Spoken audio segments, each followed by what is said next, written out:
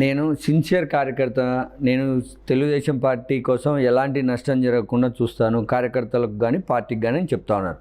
మరి ఇదే ప్రవీణ్ మీద అటు పొద్దుటూరు శాసనసభ్యులుగా ఉన్నటువంటి వరదరాజ రెడ్డి ఈయన వైసీపీకి గత ఎన్నికల్లో చేశాడని, అసలు ఇతను తెలుగుదేశం పార్టీకి నష్టం చేకూరుస్తానని ఫిర్యాదు చేశాడు. సరే, అక్కడ ఆ నియోజకవర్గం కాబట్టి కొంత ఏదో గ్యాప్ ఉంది కాబట్టి కమలాపురం శాసనసభ్యులు వాళ్ళ ఫ్యామిలీ కూడా మీ మీద ఫిర్యాదు చేసినట్లుగా కూడా మీడియాలో వచ్చింది.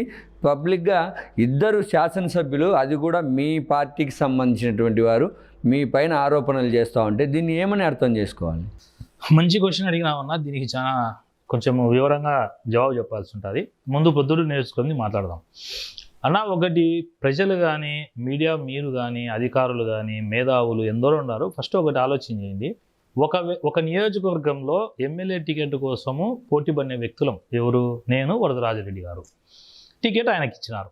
రాష్ట్రంలో ప్రతి నియోజకవర్గంలో 2-3 ఆస్పిరెంట్స్ ఉంటారు, టికెట్ కోసం పోటీ పడతారు. పడినాక at the end of the day ఒకరికి టికెట్ వస్తుంది, రిమైనింగ్ ఇద్దరికి టికెట్ రాదు.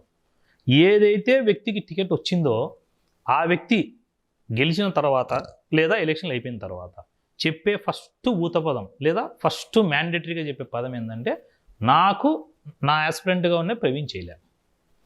ఈ 175 నియోజకవర్గాల్లో ఒకవేళ సీఎం గారిది, లోకేష్ అన్నది అంటే పోటీ లేని సీట్లు, లేదా పోటీ లేని సీట్లు 10 ఉంటాయి తీసేస్తే ఒక 165 నియోజకవర్గాల్లో ఎక్కడైనా 2-3 పోటీ పడినాక ఏ వ్యక్తి అయినా, నేనొద్దు, ఏ వ్యక్తి అయినా ఎగ్జాంపుల్ చెప్పండి, నాకు నా ఆస్పిరెంట్ నాకు ఎలక్షన్ సహకరించాలని ఏ వ్యక్తి చెప్పడు. ఇప్పుడు నేను ఒక ఉదాహరణ, మన ఉమా అన్న ఉన్నాడు, దేవినేని ఉమా అన్న. ఆయన పార్టీ కోసం ఎంతో చేసినాడు, మంత్రి అయినాడు, ఆయనకు టికెట్ రాలే, సరే వేరే వ్యక్తికి ఇచ్చినారు. ఆ వ్యక్తి కూడా నాకు దేవినేని ఉమా గారు చేయలేనే చెప్తారు. ఇప్పుడు అనంతపురం ఉంది, ప్రభాకర్ అన్న ఉన్నాడు, ఆయనకు టికెట్ ఇలే. ఆయన ఇప్పుడు గెలిచిన ఎమ్మెల్యే ఏమంటాడు, నాకు ప్రభాకర్ చౌదరి గారు సహకరించాలి అంటారు. ఇది సర్వసాధారణం కదా. ఏం ప్రవీణ్ కోకన్కి ఎందుకు వర్తిస్తుంది? ఎవరైనా సరే. నేను ఇంకొకటి, దీంట్లో ప్రొద్దుటూరు నియోజకవర్గంలో 2019లో లింగారెడ్డికి టికెట్ ఇచ్చారు. ఆ రోజు వరదరాజ రెడ్డి గారికి టికెట్ ఇలే. మళ్ళీ లింగారెడ్డిని కూడా అదే అన్నాడు కదా, వరదరాజు నాకు సహకరించలే అని.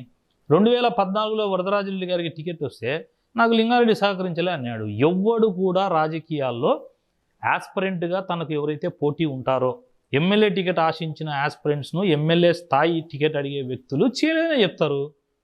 ఇంకొకటి, ఈ నియోజకవర్గం గురించి మాట్లాడదాం. కార్యకర్తల్లో ఓటింగ్ పెడదాం. 30 నుంచి 40 వేల మంది రిజిస్టర్డ్ కార్యకర్తలు తెలుగుదేశం పార్టీకి ఉన్నారు. నాకు తెలిసి బహుశా గవర్నమెంట్ వచ్చింది కాబట్టి, నేను అధికారంలో పార్టీ లేనప్పుడు 32,000 33,000 మంది ఉన్నారు నేను ఇన్ఛార్జ్ ఉన్నప్పుడు. ఇప్పుడు దాదాపు 10-15 వేలు పెరిగింటుంది. సరే, బహుశా ఒక 50,000 ఉన్నారనుకున్నాం. ఈ 50,000 మంది తెలుగుదేశం పార్టీ కార్యకర్తల్లో ఓటింగ్ పెడదాం. తెలుగుదేశం పార్టీ కోసం నిజంగా రక్తం దారపోసి పనిచేసింది ఉక్కు ప్రవీణ, లేకపోతే ఇప్పుడున్నటువంటి ఎమ్మెల్యే గారు చేసినారా, లేకపోతే కొండారెడ్డి చేసినారా అని ఒక ఓటింగ్ పెడదాం. కార్యకర్తల ఓటింగ్లో కన్నా నేను ఓడిపోతే మళ్ళీ ఛాలెంజ్ చేస్తాను, శాశ్వతంగా రాజకీయాల నుంచి తప్పుకుంటా. శాశ్వతంగా రాజకీయాలకే ఇంకా రాను. ఎందుకు రానంటే, నేను నా ప్రాణాలు అడ్డం పెట్టి కార్యకర్తల కోసం పోరాడి పార్టీ జెండా నిలబెట్టిన నన్ను నా పార్టీ కార్యకర్తలు యాక్సెప్ట్ చేయకపోతే రాజకీయాలు చేయడం అనవసరం. కాబట్టి రాజకీయాలు మానుకుంటా. ఇంకోటి, ఈ నియోజకవర్గంలో ఈరోజు నేను ఛాలెంజ్ చేసి చెప్తాను, ఇది కావాలంటే అబద్ధమా రైట్ అని దీని మీద కూడా ఓటింగ్ పోదాం.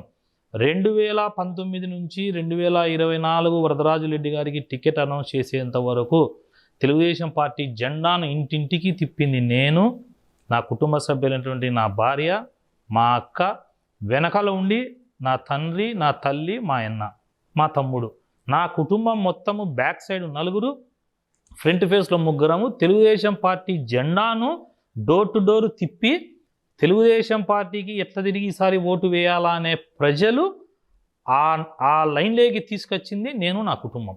అయితే నా రెక్కల కష్టం మీద నేను బిర్యానీ వండిన తర్వాత జస్ట్ ఒక ఆకు తెచ్చి బిర్యానీ ఆకు దాంట్లో వేసిన వ్యక్తి ఇప్పుడు ఎమ్మెల్యే అయినాడు.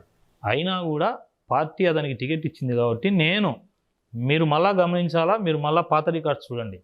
2019లో వరదరాజు రెడ్డికి టికెట్ ఇవ్వకపోతే బూటుకాలతో తెలుగుదేశం పార్టీ జెండాను కొట్టి పెట్రోల్ పోసి అగ్గిపెట్టిన చరిత్ర వాళ్ళది. నాకు టికెట్ ఇవ్వకపోతే నా కళ్ళల్లో నుంచి వచ్చిన నా బాధని నేను బాధపడినే తప్ప ఏ కార్యకర్త కూడా బహిరంగంగా మీటింగ్లో చెప్పిన పార్టీ టికెట్ ఇవ్వలేదని చెప్పి ఏ కార్యకర్త కూడా నేను నా గుండెల్లో తెలుగుదేశం పార్టీ జెండాను పెట్టుకున్నా, నా కన్న తల్లి ఎంతనో నాకు తెలుగుదేశం పార్టీ అంత, దయచేసి ఒక్క జెండా కాల్చాక నేను చెప్పిన నిజాయితీ కలిగిన కార్యకర్త నేను. అతనిలాగా టికెట్ రాకపోతే కాల్చడం, టికెట్ కోసం ఇట్లాంటి నీచ రాజకీయాలు చేసే వ్యక్తిని నేను కాదు. బహుశా అట్లా చేయలేదు కాబట్టి ఈరోజు నేను ఎమ్మెల్యే కాకపోవచ్చు, కానీ క్యారెక్టర్ కమిట్మెంట్తో నేనున్నా. ఛాలెంజ్గా మళ్ళీ చెప్తాను, కార్యకర్తల్లో ఓటింగ్ పెడితే గెలిచేది నేనే. తెలుగుదేశం పార్టీ కార్యకర్తలు నా వైపే ఉన్నారు.